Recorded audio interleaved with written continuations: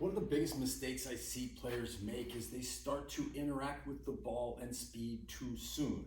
So, the golf swing is nothing more than a movement pattern, right? And your pattern is different than my pattern, different than this. No two people, Scotty Scheffler does not swing like Jordan Spieth or Justin Thomas, right? Everybody has their own unique pattern. We do the same things. But if you're going to learn your best pattern, you have to learn it at slow speeds to start. And then you can start to introduce a ball. It is so mind-boggling to watch somebody go get a lesson and somebody will show them something, explain them something, then roll over a ball to them, and boom, they fire up the speed on it, okay? And then they look at the ball flight and it's like, that's like my other one. Exactly, okay? You have to take and learn at slower speeds and then ramp the speed up, right?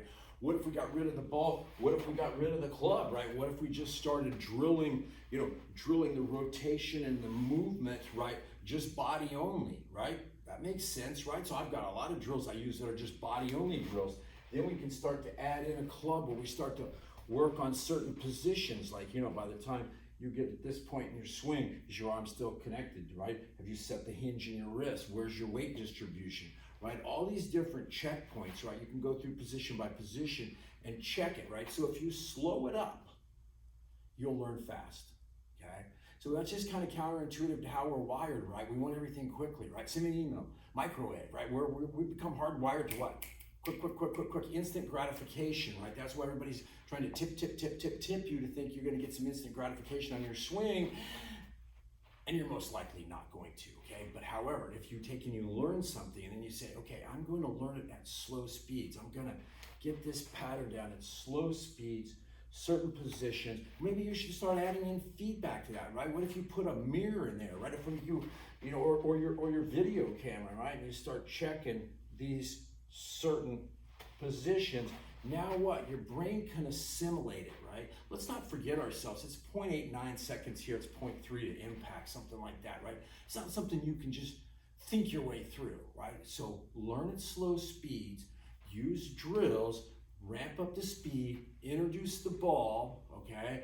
And then introduce it out on the golf course. You're going to have so much better results. If you want to connect with me, if you want to learn more about my innovative training, because I do not train like other professionals, okay?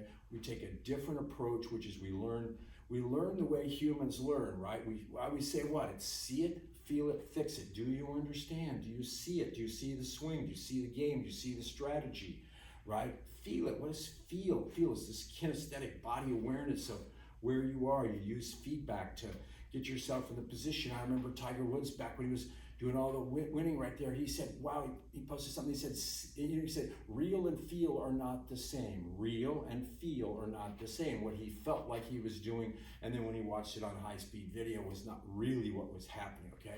So you see it, then you start to feel it, and then what? The most important thing I'm gonna say all day on this video is what? You can fix it. The last stage of learning is autonomous learning. You can start adjusting and fixing yourself, and that's when we're really knowing that golf instruction is working for you. If you are reliant on your instructor to fix you, you are going nowhere. When your instructor can make you reliant on yourself to fix it, now we're going somewhere. Connect with me down below. I look forward to working with you.